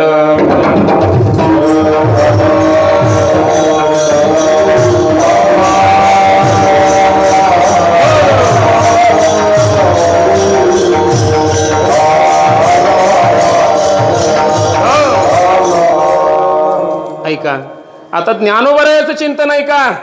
माऊलींनी चिंतन केलंय तृष्णे संबंधाने. ज्ञानोबराय चिंतन करता. तैशी तृष्णा वाढिनलेया मग मेरूही हाता आलेया तरी म्हणे एखाद्या दारुणा वळगू. तैशी, तैशी म्हणजे कैशी, तैशी त्याच्यावरची ओघे. तैशी वाढे चाड मग दुःखा सकट गोड. इंद्रश्री ही साकड गमो लागी. या ओवीत पुन्हा तैशी शब्द आला. अर्थ सांगतो. तशी तृष्णा वाढायला लागली, आशा वाढली की संसारातले दुःखही त्याला गोड लागतात. सुख आहे का, ते त्रस्त जीवन असतं सगळं, पण त्याच्याशिवाय करमत बी नाही याला.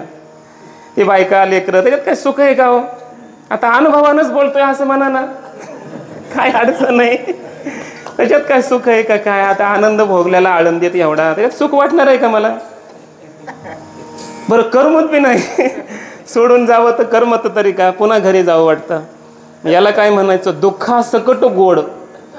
दुःखच आहे, पण ते दुःख सुद्धा गोड लागतं. ह्या तृष्णेचा प्रभाव आहे. दुःख सुद्धा काय लागतं, गोड लागतं माणसाला ते. आणि इतकं ती तृष्णा वाढली. इंद्रश्री ही, इंद्रश्री पुन्हा श्री आली बघा, एक दिवस पुढे मी बोलणार. इंद्रश्री सुद्धा त्याला साकड म्हणजे कमी वाटते.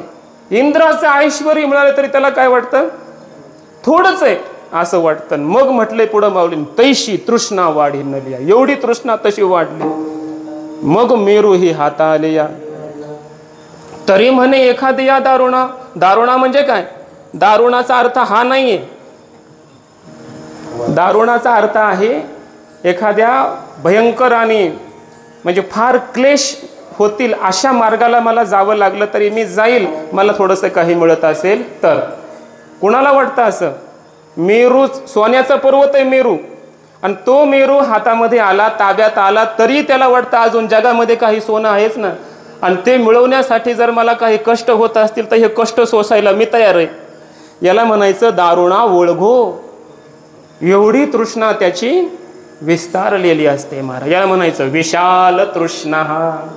आणि अशी ज्याची विशाल तृष्णा, आचार्य म्हणतात तो परमदरिद्री आहे. परमदरिद्री आहे. ऐका, नाथ महाराजांना विचारलं दरिद्री म्हणजे कोण? कोण? कुणाला? नाथ महाराजांना. शांती ब्रह्मश्री संत एकनाथ महाराज भागवतामध्ये चिंतन करतात. ऐका ऐका दरिद्राचे लक्षण, ऐका दरिद्राचे लक्षण. जवळी असता कोटी धन, ज्याचे संतुष्ट नाही मन, परम दरिद्र जाण या नाव. करोडो धन जवळ आहे पण तरी सुद्धा ज्याचं मन संतुष्ट नाही, नाथ महाराज म्हणतात तो परम दरिद्री आहे. आचार्यांचं तेच म्हणणं आहे. दरिद्रो हि को वा विशाल तृष्णा, मग श्रीमंत कोण आहे, यस्य समस्त तोषः. मागे जे आपण चिंतन केलं की जो ज्ञानी महात्मा आहे त्याला ज्ञान झालेलं आहे म्हणून कारणाचा विचार मी अगोदर केलाय. हे सगळे पामर विषयी हे तृष्णाक्रांत झालेत. एवढी तृष्णा त्यांना सगळ्या प्रकारची का वाढलेली आहे, कारण त्यांना अज्ञानाचंही अज्ञान आहे म्हणून. हा कारणाचा विचार मी मुद्दामध्ये सांगितलाय.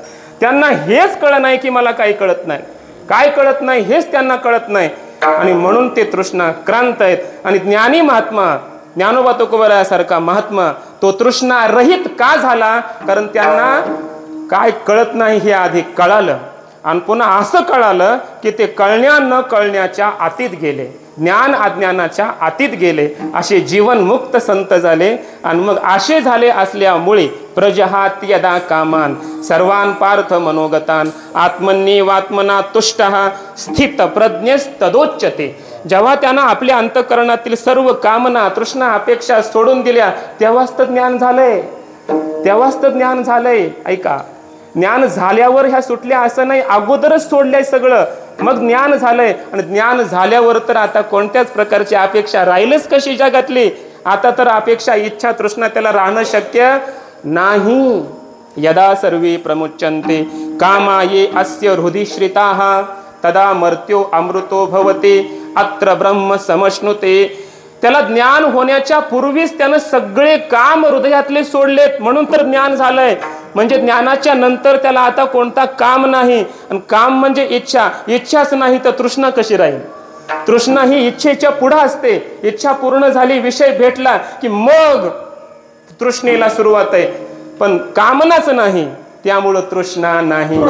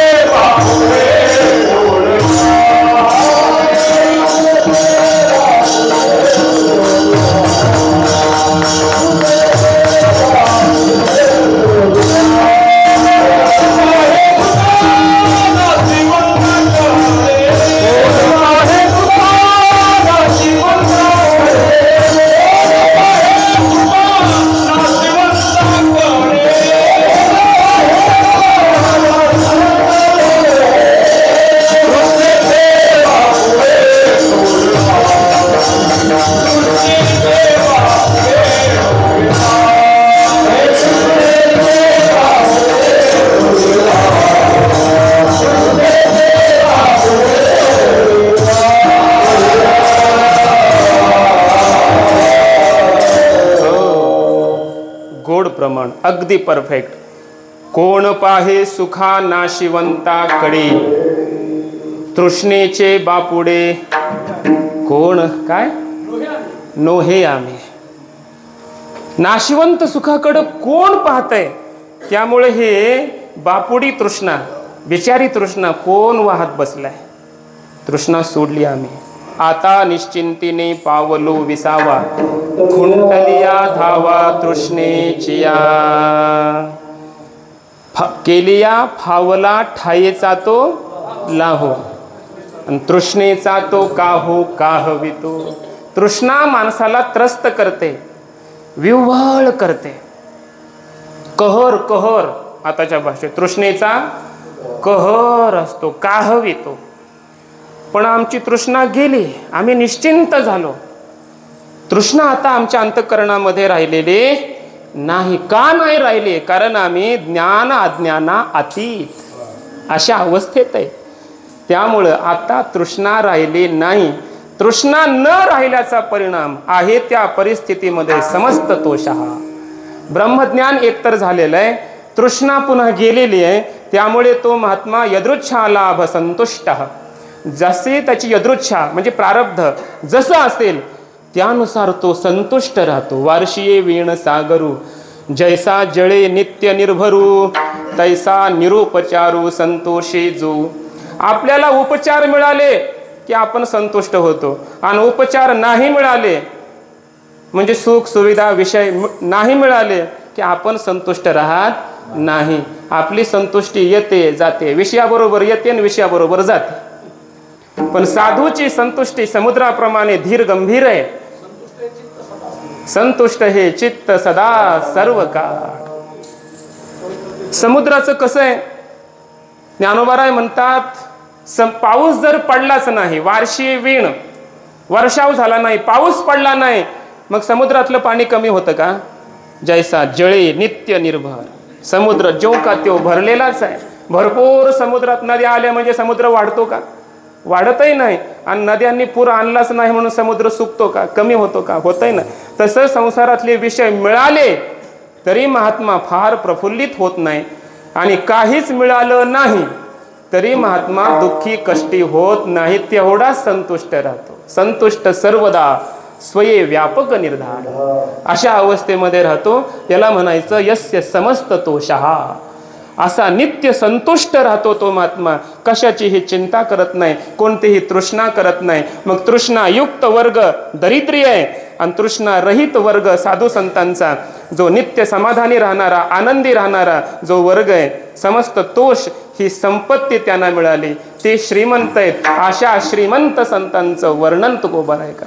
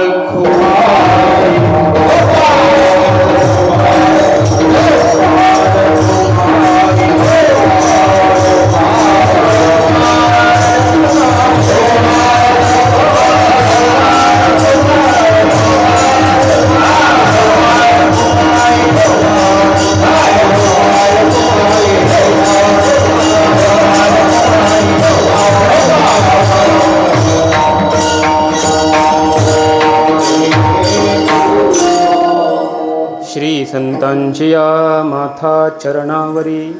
संत श्री म्हणत आहेत म्हणजे संतांच्याकडे समस्त संतोष नावाची श्री आहे.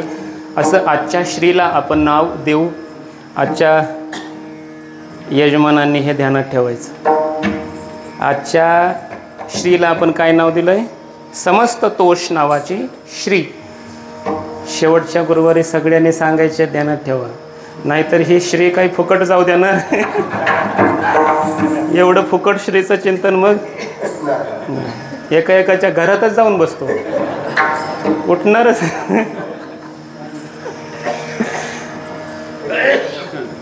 ध्यानात ठेवा, समस्त तोष सदैव समस्त सर्व आनंद ज्याला मिळालेला आहे, संतुष्ट राहतो, ही श्री आहे त्याच्याकडं, समाधानी आहे, ही श्री आहे.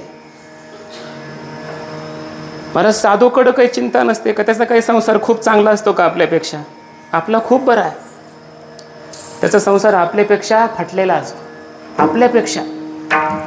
पण तरी साधू समस्त तोष नावाच्या श्रीने संपन्न आहे. का?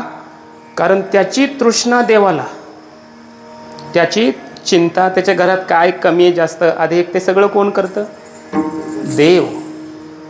मागच्या कीर्तनात मी ओवी सांगून गेलो, जयाच्या कुळी चिंता झाली ईश्वराची पतिव्रता. त्याची चिंता जे घरातली आहे ती ईश्वराची पतिव्रता आहे. त्यामुळं त्या पतिव्रता स्त्रीची काळजी घेणं त्या बाबाची जबाबदारी आहे. आपल्या बायकोची जबाबदारी कोणाला? नवऱ्याला. साधूच्या घरातली चिंता म्हणजे त्याची बायको आहे, पत्नी. म्हणून तो काय करतो? याची चिंता वाहतो. कोण? देव. एवढा तो श्रीमंत असतो महाराज, असा श्रीमंत. जाऊ द्या, असा श्रीमंत साधू आहे हे ऐकायलाच गोड वाटतं. हे आपल्यापासून फार दूर आहे अवस्था. आपण तृष्णेमध्ये आक्रांत आहेत, तृष्णेमध्ये दरिद्री आहेत आपण, तृष्णेने. लक्षात घ्या, का दरिद्री आहोत? आपल्याला अज्ञानाचं अज्ञान आहे म्हणून. अजून काय झालं पाहिजे मग? अज्ञानाचं पहिलं ज्ञान झालं पाहिजे. अजून काय झालं पाहिजे? पुन्हा ज्ञान झालं पाहिजे.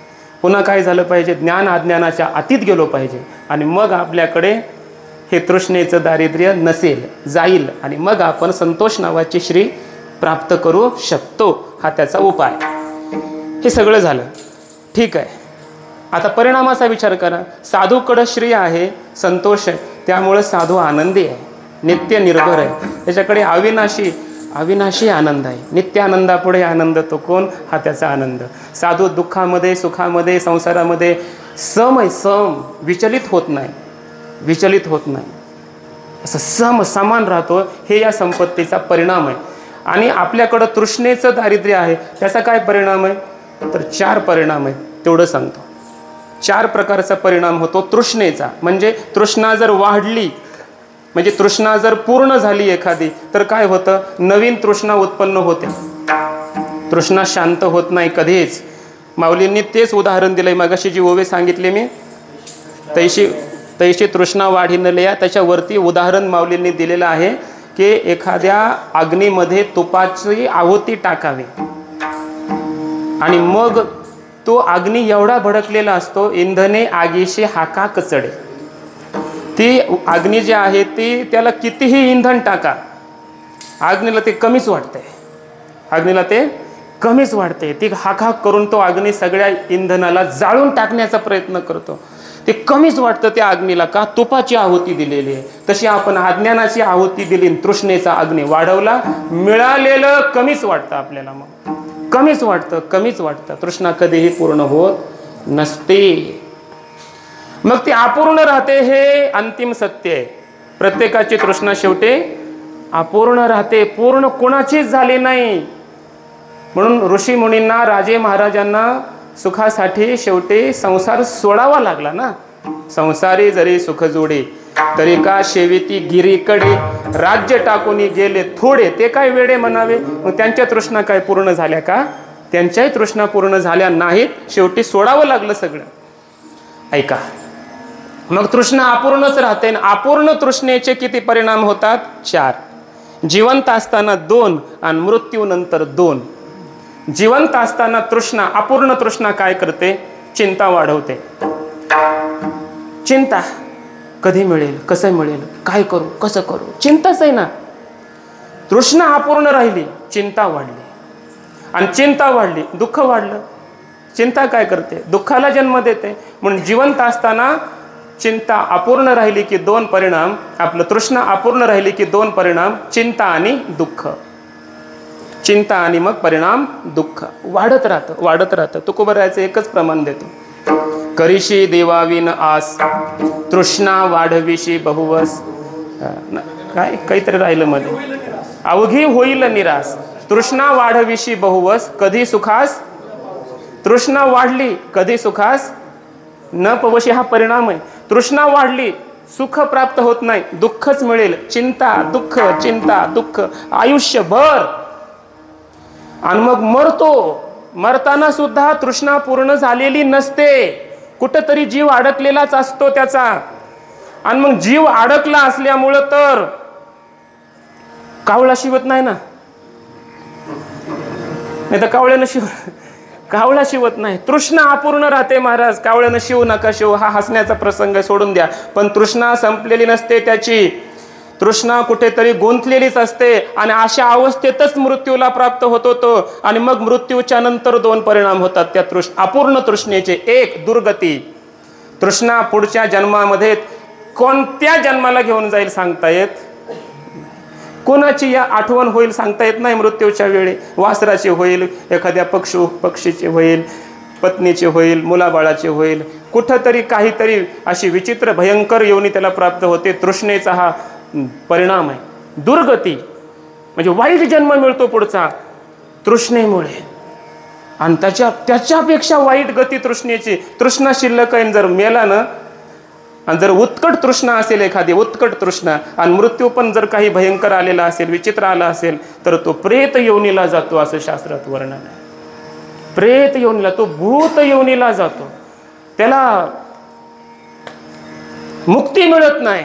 कितीतरी वर्ष या अवतीभोवती तो जगामध्ये फिरत असतो, कोणाला दिसत नाही. तो आत्मा असतो, जीवात्मा, तो प्रेतात्मा होतो, भूत होतो तो. त्या तृष्णेचा हा परिणाम आहे. आणि ते मग ते दुःख साधे का महाराज? त्याचं दुःख सांगायला त्या भूताचं मला वेळ नाही, नाही तर त्याचंही शास्त्र आहे माझ्याकडं. त्याला किती प्रकारचं कसं दुःख होतं. तो म्हणत असतो, देवा नरकात घाल, पण ह्या योनीतून काढ मला. ही भूताची प्रार्थना आहे देवाला, शास्त्रात सांगितलंय. तो म्हणतो नरकात घाल, रवरव रंकात, त्या नरकात टाक मला, पण ही भूत योनी नको, इथून मुक्त कर. पण होताच येत नाही, काही करता येत नाही मुक्त होण्यासाठी. त्याला साधना करता येत नाही, बोलता येत नाही, कोणाला ऐकू जात नाही. आणि तो सगळं पाहत असतो. आता कसं लक्ष देऊन ऐकतायत सगळे? तुम्हाला वाटेल तुम्हाला कसं हे सगळं माहिती. तर मला भूतही भेटलेले आहेत. मी भूताला बोललेलो आहे, नाही खरंच बोलतो, इथून खोटं नाही बोलणार. भेटलेलं आहे मला सुद्धा भूत, त्याला प्रत्यक्ष बोललेलो आहे ना आजपर्यंत. खरं सांगतो, खरं. आणि खोटं इथं तरी बोलणार नाही मी, किमान बाहेर गेल्यास बोललो तरी. 4 भूतांना आतापर्यंत मुक्त केलं ह्या पाठ्यानं. विढाला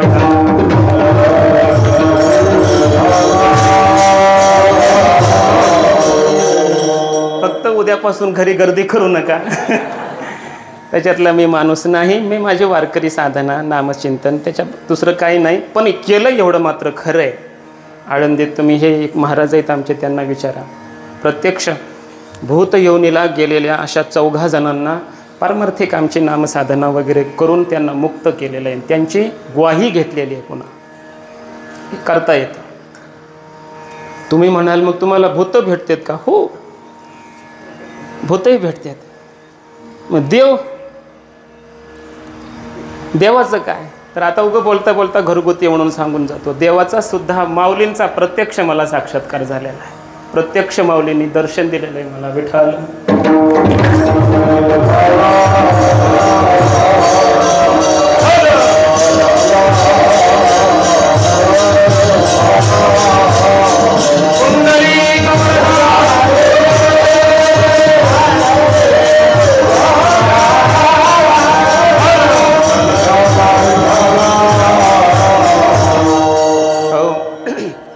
प्रसंग कधीतरी सांगेन मी. मोठा प्रसंग आहे. भाग्यवान आहे महाराज मी, खरंच खूप भाग्यवान. माझं कल्याण झालेलं आहे महाराज. फक्त आयुष्य आणि प्रारब्ध जगतोय मी. तुम्हाला खोटं वाटेल, काही नाही शिल्लक महाराज. आणि सगळं माऊलींनी मला केलेलं आहे, दिलेलं आहे. सगळं माऊलींनी दिलेलं आहे. साधू संतांनी, गुरुवर्यांनी सगळं दिलेलं आहे मला. काही नाही ह्याच्यात, मला कशातच काय वाटत आहे ना. तृष्णा अपूर्ण राहिले की दोन परिणाम जिवंत असताना होतात. एक चिंता, दुसरं दुःख. मृत्यूनंतर दुर्गती होते, प्रेत योनीला जावं लागतं, तिथं फार मोठं दुःख होतं. म्हणून तृष्णा शिल्लक ठेवायची नाही. जिवंत असताना तृष्णा संपवली पाहिजे. त्याशिवाय आपला उद्धार नाही. मृत्यूला प्राप्त होण्याच्या एक क्षण पूर्वी आपली तृष्णा मेली पाहिजे आणि मग आपण मरावं. आधी तृष्णा मारा, मग आपण मरा, तर आपलं कल्याण आहे. नाशिलिया पूज्य होई जे तो. आशा तृष्णा माया हे नाशिलिया पूज्य होई जे तो. हे नष्ट करावं, मग मरावं, मग तो पूजनीय आहे, संत होतो. मग साधूकडं श्रीमंती आहे ते तृष्णारहितपणा, समस्त तोष, संतोष, आनंद हे त्याची श्रीमंती आहे. आणि आम्ही तृष्णेमध्ये दरिद्री झालो, ह्याच्यामध्ये आम्ही आक्रांत आहेत, दुःखी आहेत, कष्टी आहेत, चिंताग्रस्त आपलं जीवन आहे. हे का चिंतन करतोय बरं मी सगळं हे रोज नेहमी गुरुवारचं? त्याचं कारण एवढंच आहे की आपलं दरिद्र हे पणा जावा कधीतरी. आणि म्हणून मी प्रत्येक वेळी कारणाचा विचार करतो. आपण का दरिद्री झालोय, संत का श्रीमंत झाले, कारणाचा विचार करतोय. ते उपायसुद्धा मी सांगतोय. कधीतरी कोणाला वाटलं एक जरी या मार्गावर चाललं ना, आपलं कीर्तन सफल झालं. काय कराय हे याचं साध्य आहे. पण आपल्याकडे हे दारिद्र्य नसावं, कधीतरी जावं हे दारिद्र्य, कधीतरी ही श्रीमंती यावी. आणि श्री संतांची या शब्दामध्ये सांगितलेली श्री आपल्याला प्राप्त झाली तर आपलं कल्याण आहे. या मार्गावर आपण जाऊया. ही श्री संतांच्याकडे आहे. म्हणून या श्रीने संपन्न असणाऱ्या संतांकडे जावं लागेल. ही श्री मिळवायची असेल तर या श्रीने संपन्न संतांकडे जावं लागेल. त्यांच्या चरणावर माथा टेकावा लागेल.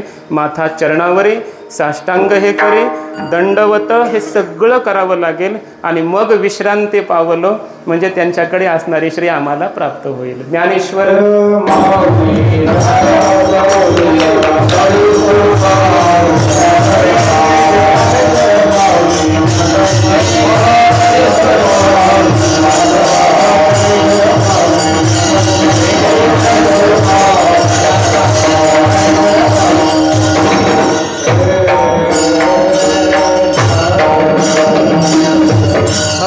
महत्त्वाची सूचना सर्वांना अशी आहे की उद्या 9, 9:30, 10च्या वेळेमध्ये इथून गाड्या जाणार आहेत. लाडेवडगाव आश्रमामध्ये गुरुजींचा वाढदिवसाचा जो सप्ताह सुरू आहे 61 निमित्त नामजप सप्ताह, या सप्ताहामध्ये सर्वांना उद्या त्यांनी आमंत्रित केलं आहे. ज्यांना कोणाला वेळ असेल म्हणजे वेळ काढा, सगळ्यांनी या. 9:30, 10 वाजता इथून गाड्या जातील. सर्वांना जाण्याची सुविधा केलेली आहे. सगळ्यांनी इथं या आणि आपणा सगळ्यांना आश्रमामध्ये जाऊन उद्या 2 ते 4 या वेळेमध्ये नामजप करायचा आहे. तेव्हा ज्यांना यायचं आहे त्यांनी 9:30, 10च्या अगोदर मंदिराच्या पाठीमागे यावं अशी सर्वांना विनंती. विठ्ठल जय जय.